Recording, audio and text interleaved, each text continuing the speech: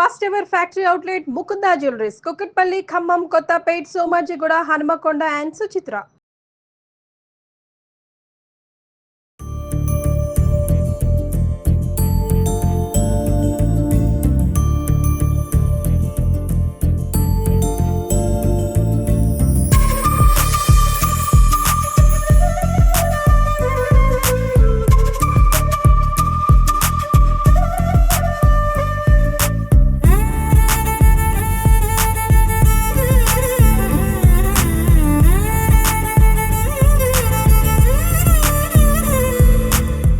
Mukunda jewellers సమర్పించు Sriramanavami special ఎపిసోడ్కి స్వాగతం. నమస్తే రమ్మగారు. నమస్తే జయ. నవమి శుభాకాంక్షలు అండి. శ్రీరామనవమి శుభాకాంక్షలు జయ. సుమన్ టీవీ ప్రేక్షకులందరికీ శ్రీరామనవమి శుభాకాంక్షలు. రమ్మగారు, శ్రీరామనవమి అనగానే ఫస్ట్ పానకం, వడపప్పు. ఉగాది అనగానే మనకు ఉగాది పచ్చడి ఎలాగో నవమికి పానకం చక్కగా చేసేసుకుందామా? మరి నవమి నాడు పానకం ఎందుకు చేయాలి అడగవా నువ్వు? మధ్యలో స్టార్ట్ చేస్తాను. చిన్నప్పుడు మాకు రామాలయం ఉండేది రమ్మగారు. పూజకంతా వెళ్ళే వాళ్ళం కాదు, ఏదో కాసేపు అట్లా అట్లా ఆడుకుంటే ఎగురుకుంటే వెళ్ళి వచ్చేసేవాళ్ళం. పండగ మొత్తం పూజ అంతా అయిపోయి కళ్యాణం అయిపోయిన తర్వాత కొట్టేవారు గంట. పరుగు గిన్నెలు పట్టుకొని ఒకటే పరుగు పానకం కోసం. శ్రీరామనవమి పందిళ్ళు అంటే అవునవును పానకమే. చక్క చలువు పందిళ్ళు బ్రహ్మాండంగా, పానకం, వడపప్పు, చలిమిడి కూడా చేస్తారు కదా. ప్రాంతాల వారీగా నివేదనల్లో తేడా ఉంటాయి కానీ పానకం, వడపప్పు అన్ని చోట్ల చేస్తారు. మీరు ఎట్లా చేస్తారు చెప్పండి? అందరం ఒకటే పద్ధతి అనుకోండి. ఏలక్కాయలు, మిరియాలు దంచుకోవటము, బెల్లం సన్నగా తరుక్కోవటము, ఇది అది కలిసి బాగా కాసేపు బాగా నలిపి బెల్లం కరిగేదాకా తిప్పితే పానకం తయారైపోతుంది. పెసరపప్పుని కొంచెం ముందుగానే ఒక గంట ముందు నానబెట్టుకుంటే సరిపోదు. పెసరపప్పు నానబెట్టడం, దాని మీద కొంచెం సన్నగా కొబ్బరి ముక్కలు, తర్వాత ఏమో అరటిపండు ముక్కలు చేసి వేస్తాము, కొంచెం బెల్లం వేసి కాస్త అట్లా నలిపేస్తే ప్రసాదం.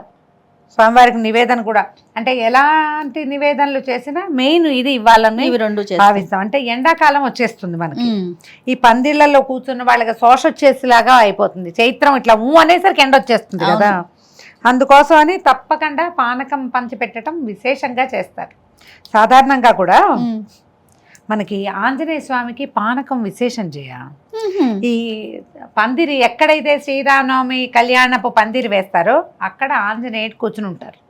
ఓ, ఆయన కోసం చేస్తారంటారు. ఆంజనేయ ప్రీతి ఈ పానకంతో జరుగుతుంది. ఈ ప్రతి వాళ్ళు శ్రీరామ అని నోట్లో పోసుకుంటారు. వాళ్ళందరి వెనకాల వాళ్ళందరి భుజాల మీద కూర్చుంటాడు ఆంజనేయ స్వామి. అందుకు ప్రధానంగా చేస్తారు. రాముల వారి నివేదన కంటే ఆంజనేయ స్వామి ప్రీత్యర్థమే ప్రధానంగా చెప్పుకోవాలి మనం. చాలు మనం ఈ గిన్నెడు చేయాలంటే ఒక 7, 8, 10 ఏలక్కాయలు, 25, 30 మిరియాలు వేసుకుంటే బాగుంటుంది. కొంచెం అంటే మరి మిక్సీలో వేసేసి ఎక్కర్లా, మన చిన్న మోటార్ ఇట్లా ఏదైనా చిన్న రాయి ఉంటుంది కదా, దాంట్లో వేసేసి ఒక్క మాట నలిపేస్తే దీనికి ఏంటంటే ఏలక పొడికి ఒక చిటికెడు పంచదార వేస్తే మెత్తగా అవి మిగిలిపోకుండా తొక్కలతో సహా వేసుకునే ఛాయిస్ ఉంటే వేసుకోండి.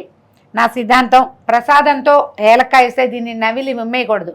ప్రసాదంలో ఉన్న ప్రతి పదార్థము లోపలికి వెళ్ళిపోవాలి. అందరూ ఇది మింగలేరు, నమలేరు, తినలేరు, ఉయ్యాల్సిందే కదా. అందుకని పెట్టుకోవద్దు, ఒలిచేసుకోండి. అప్పుడు రద్దు లేకుండా ఉంటుంది. చాలా పని చేసేటప్పుడు చేయలేకపోతాం.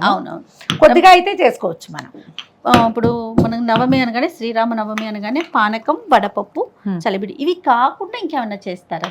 ఏమైనా పెళ్లి కదా, వివాహం కదా, స్వామివారి కళ్యాణం, మనం దద్దోజనం చేసుకోవచ్చు, చక్కెర పొంగల్ చేసుకోవచ్చు, పులిహార చేసుకోవచ్చు, గారెలు, బూర్లు, అప్పాలు, అరిసెలు, పెళ్లి వంటలన్నీ అన్నీ చేసుకోవచ్చు. ఓకే, మీరేం చేస్తారు అమ్మగారు?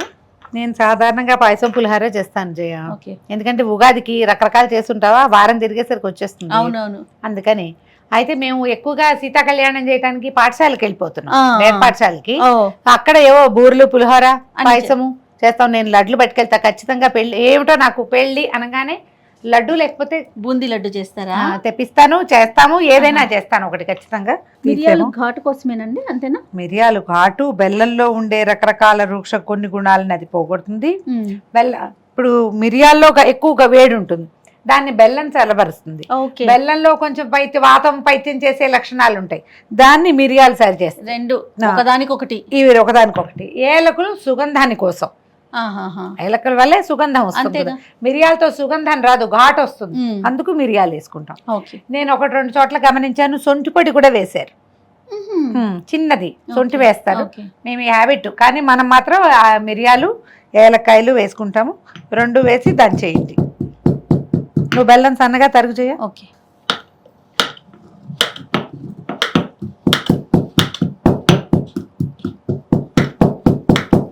చూడండి అమ్మగారు, ఇంకొంచెం చేయనా? కొద్దిగా అందాజుగా చేసే పనే. మీరు ఇంత గిన్నెడే చేయాలన్న నియమం లేదండి.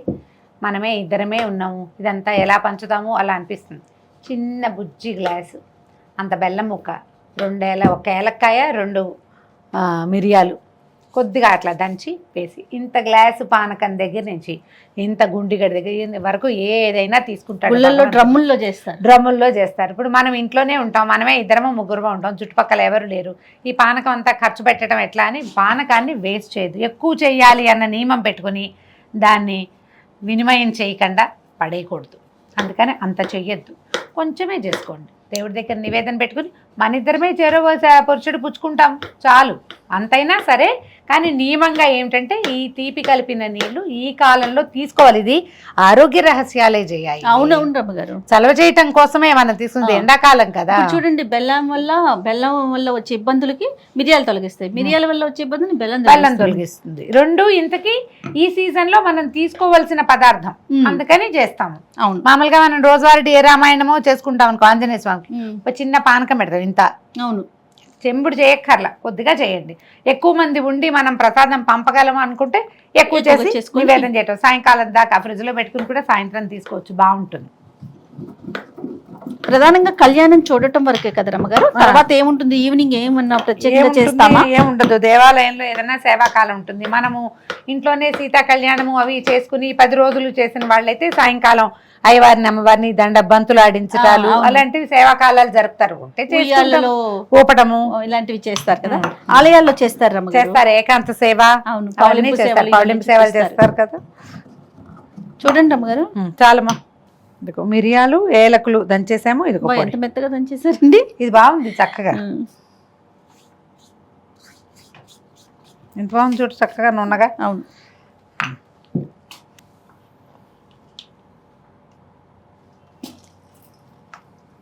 ఇదివరకు ఈ కోతలు ఉండేవి కాదు, చాకులతో పని ఉండేది కాదు. ఈ గుంకుడుకాయలు కొట్టే రాళ్ళు ఉండేవి. బెల్లం కొట్టిన రాయి అంటాం కదా, ఆ రాతో కొట్టేవాళ్ళం. అవునవును. బెల్లం కొట్టిన రాయి అని అదే అంటారు దాన్ని. నీళ్ళు పోయమ్మా.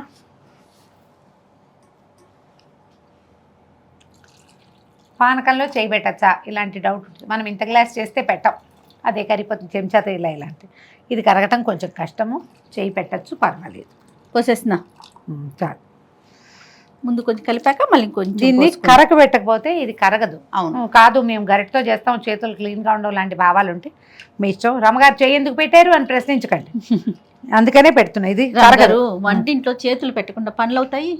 చెప్పండి మీరు. బాబు, చింతపండు చేత్తో పిచ్చకూడదు, దేన్ని చేత్తో ముట్టుకోకూడదు. మరి ఎక్కువ చేసినప్పుడు ఈ పని, లేకపోతే స్పూన్తో కలుపుకోవచ్చు. పైగా ఇవాళ రేపు బెల్లం ఒక టేస్ట్ సుద్దా, దాన్ని ఏం చేసినా సరే కరగదు. పొయ్యి మీద పెట్టా కరగటం లేదా ఎంతసేపటికి ఘుమఘుమలాడుతోంది చూడు. మా ఫ్రెండ్ ఒకరు చెప్పారు నాకు, ఈ పానకం మీదట అలా ఏలక్కాయ తొక్కలు కదులుతూ ఉండకపోతే నచ్చదు ఆవిడికి, అందుకని తొక్కలు వేయాల్సిందే. ఏలక్కాయ తొక్కలు కనపడాలట దాంట్లో. చాలా నీళ్ళు కరెక్ట్గా కలర్ సరిగ్గా వచ్చింది చూడు. సీతారాం కళ్యాణం మనం చేసుకోగలిగితే చేసుకుంటాం. మన ఇంట్లో ఒక పుట్టినరోజు అంటే ఏం చేస్తాం, ఏదో స్వీటు హాటు చేస్తాం. పిల్లల పుట్టినరోజు, మన పుట్టినరోజైనా ఓ పాయసమైనా చేసుకుంటాం కదా. భగవంతుడి పుట్టినరోజుకి ఏం చేయాలి? పానకం చేసినా చాలు. ఈయన పాయసం అడగడు రాముల వారు, పాపం బంగారు కొండ. సింపుల్గా పానకం చేయి, కాస్త వడపప్పు చేయి, ప్రార్థించు నన్ను అని చెప్తాడు. గట్టిగా రామాచాలు ఇంత పెద్ద స్తోత్రం చదువుకుని, రామాయణం చదువుకుని, మహాభారతం చదువుకుని, గందరగోళం అవన్నీ చేయగలిగితే ఎంతైనా చేయొచ్చు. మనం ఏమీ చేయలేకపోతే ఒట్టి శ్రీరామ రామ రామేతి రమే రామే మనోరమే సహస్రనామ తత్తుల్యం రామనామ వరానని ఆ ఒక్క శ్లోకమైనా సరే నెంబర్ ఆఫ్ టైమ్స్ చేయండి. ఇలాంటి రోజున పవిత్రమైన రోజు సంవత్సరానికి ఒక్క రోజు వస్తుంది. మర్యాద పురుషోత్తముడు రాముడు. పొట్లాడద్దు ఎవరితోటి, గొడవలకి దిక్కండి, వాదనలకు వెళ్ళొద్దు. సాధ్యమైనంత ప్రపంచం పట్ల స్నేహంగా, ప్రేమగా తీయగా ఉండడానికి ప్రయత్నం ప్రయత్నం చేయాలి. చేసుకోండి. ఇప్పుడు ఇది ఏంటంటే ఒకరోజు చేస్తే ఏది రాదు మనకి, అది చేస్తూ ఉండాలి. కానీ సంవత్సరంలో కొన్ని రోజులు పర్వదినాలు, మంచి రోజులు, ఈ రోజున ఒక ప్రవర్తన నియమావళి కనుక మనం ఏర్పరచుకుని పెట్టుకుంటే మిగిలిన రోజులు కూడా అలా ప్రవర్తించేందుకు మనకి ఒక అవకాశం లభిస్తుంది, అలవాటు అవుతుంది. నిదానంగా ఏటా చేస్తాం, ఖచ్చితంగా ఈ రోజున మాట్లాడకూడదు, గొడవ పడకూడదు, ఇలాంటి ఆలోచన ఉంటే మనకు ఉందనుకో మన పిల్లలతో పిల్లలకు కూడా వచ్చేస్తుంది. ఉంటుంది. పిల్లలు కొట్టుకుంటున్నారు, పోట్లాడుకుంటారు, చిన్న పిల్లలకి ఏముంది చెప్పాలి. ఈరోజు రాముల వారి పుట్టినరోజు, ఆయన తన తమ్ముళ్ళతో ఎంత బాగున్నాడు, Yes. ఎంత అద్భుతమైన వ్యక్తిగా ఉన్నాడు. అంత కాకపోతే కొంత ఉందాం, కనీసం పోట్లాడుకోకుండా ఉందాం. అవును, ఇలాంటివి కదా నేర్పించాలి. ఆ మాట చెప్పడానికి ముందు మనం ప్రశాంతంగా, సాధ్యమైనంత మౌనంగా ఉండాలి. అందుకని ప్రశాంతంగా ఉండటానికి ట్రై చేయండి. రాముడి గురించి ఒక ప్రత్యేకమైన లక్షణం చెప్తారండి, ప్రతి సంవత్సరం ఈ మాట చెప్పుకుంటూనే ఉంటాం. ఏంటమ్మా? స్మితపూర్వాభిభాషి రాముడు అంటే ముందు నవ్వుతాడట రాముడు. మ్హూ. ప్రతిసారి ఎవరైనా మనం చూడంగానే అవతల వాళ్ళు మనం పలకరించారా లేదా చూస్తాం మనం. ఆ, ఆయన అలాంటి వాడు కాదు, ఆయనే ముందు నవ్వుతాడు, ఆయనే పలకరిస్తాడు. నవ్వుతోనే పలకరిస్తారు కాబోలు, అంతేనండి. ఎవరు కనపడినా మొదట ఎవరు పలకరించాలి, వీళ్ళు పలకరిస్తారా లేదా, వీళ్ళు మన చూసి హలో అన్నారా లేదా, ముందు నేను చూసాను, నేనే హాయ్ అన్నాక వాళ్ళు హాయ్ అన్నారు, ఇలాంటి పిచ్చి భావాల్లోకి వెళ్తాం. అవును రమ్మ గారు. చక్రవర్తి సార్వభౌముడు, ఆయన భూప్రపంచానికి ప్రభువు, అవును అవును, ఆయనే స్మితపూర్వ భాషిగా ఉన్నాడు ఎంత మంచి లక్షణం కదా. కదా. అందుకని అసలు కాదు రమ్మ గారు, ఒక మనిషి కనిపించగానే మనం నవ్వు మొహం పెడితే ఆటోమేటిక్ గా వాళ్ళకి మన మీద చెడు అభిప్రాయం ఉన్నా కూడా పోతుంది, వాళ్ళే వాళ్ళలో వస్తారు, నవ్వు మొహం వచ్చేస్తుంది. వాళ్ళే వస్తారు. రాముడి దగ్గర ప్రధానంగా నేర్చుకోవాల్సిన గుణం ఏంటంటే ఒక్క అడుగు ముందుకేయటం. మొదట తనే మాట్లాడడం, మొదట మీరే మాట్లాడండి, మీరే హలోనండి. ఎవరైతే ఏమైంది అది నేనే చేస్తాను అనుకోండి, ఆ. కొన్నాళ్ళకి మీరు ఎదుటి వాళ్ళకు కూడా అలా ఉండటాన్ని నేర్పించగలుగుతారు. వాళ్ళు పలకరించలేదు, నేను చేయలేదు అని అనకండి. వాళ్ళు పలకరించినా పలకరించపోయినా వాళ్ళు ఏడుస్తారు, నేను మాత్రం నవ్వుతాను. రాముడిలాగా ఇలాంటి ఆయన నుంచి తీసుకున్నాను ఈ లక్షణం అనుకోవాలి. అది పెట్టుకుని చక్కగా పానకం చేసి, మన ఎదురింటి వాళ్ళు మన వాళ్ళు కాకపోయినా ఏం పర్వాలేదండి పానకం ఇవ్వటానికి, ప్రసాదాలకు ఇబ్బంది కానీ పానకానికి ఏమి ఇబ్బంది లేదు. హ్యాపీగా పానకం ఎదురింటికి, పక్కింటికి, అందరిళ్ళకి బట్టి చేసేయండి తలా ఒక గ్లాసు. అంతే. ఎక్కువ చేయగలిగితే అది, ఆ అవకాశం లేకపోతే కొంచెమైనా చేసుకుని రాముల వారి పేరు తెలుసుకుని ఈ రోజున చక్కగా ఇదిగో పానకం, వడపప్పు. ఈ వడపప్పు మీద కూడా చిన్న బెల్లం ముక్క పెట్టండి. ఈ చప్పటి వడపప్పు చప్పగా ఉంటుంది, అది పెట్టకూడదు. ఒకే ఒక బెల్లం ముక్క చిన్నది అంతే. ఓ 2 అరటిపళ్ళు, ఒక కొబ్బరికాయ కొట్టి శ్రీరామనవమిని సుసంపన్నం చేసుకోండి. తప్పకుండా రమ్మగారు. ప్రేక్షకులందరికీ మరొకసారి శ్రీరామనవమి శుభాకాంక్షలు.